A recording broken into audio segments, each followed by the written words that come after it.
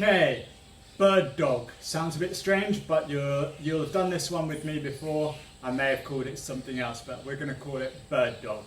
Okay, so on all fours. So down on all fours. And we're going to call them pairs, okay? So we're going to have one pair is your right arm with your left leg. And the other pair is your left hand with your right leg.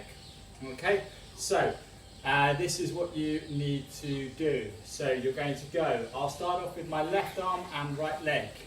So lift your left arm up and your right leg back. And then swap over to the other side. Try and get a straight line from your fingers all the way down to your toes. Okay, that is bird dog.